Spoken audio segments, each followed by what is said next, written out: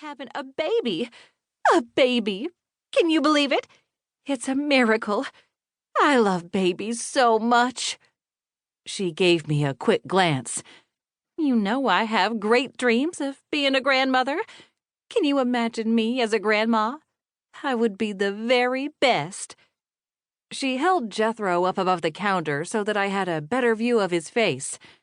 "Think of how well I treat Jethro."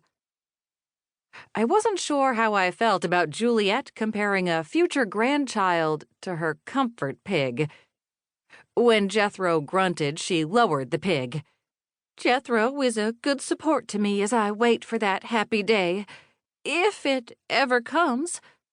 She stared at me from under her lashes. It took all my willpower not to grunt back in frustration.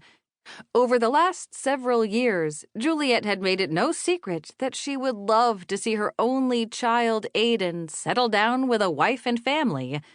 Because I was Aiden's girlfriend, I was certain that she saw me as part of the holdup. Juliet seemed to ignore the fact that Aiden and I weren't married, and we had only been officially dating for a year and a half. I thought our relationship was moving along nicely.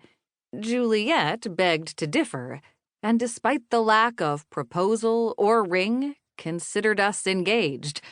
She had great and outspoken hopes for a summer wedding this year, but seeing as how it was May and we weren't yet engaged, those hopes would go unfulfilled.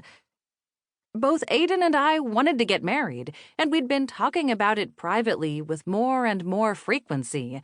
But our schedules made it difficult to even fathom a wedding.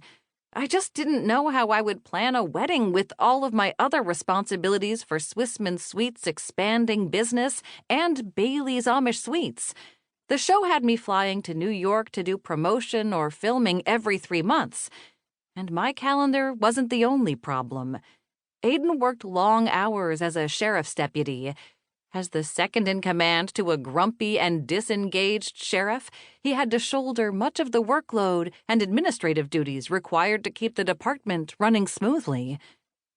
A little part of me, a giant part, wanted to elope, but I knew Juliet would never forgive us if we did that. Aiden was her only son and her golden boy. She wanted to be there for the wedding. I was pretty sure she wanted Jethro to walk me down the aisle, too. "Yes, I know Emily's expecting," I said. "The baby is due next month. It's not been a secret. Everyone at Swissmen Sweets is so happy for her." Emily Keim was one of my shop assistants. She was a young Amish wife who'd married Christmas tree farmer Daniel Keim a year ago. The young couple was expecting their first child in July. Actually, it would be Daniel's first child, but not Emily's. I was certain Juliet knew nothing about Emily's history as a mother, and I planned to keep it that way. "I can't believe I'm just hearing about the baby. I know I've been very caught up in the church. You would not believe all the responsibilities I have as the pastor's wife. But I'm determined to be the very best and make Reverend Brook proud." I smiled.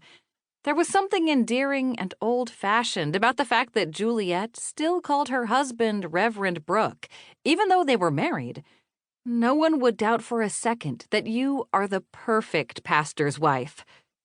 She blushed and then asked, "What are you going to do about Emily's baby?"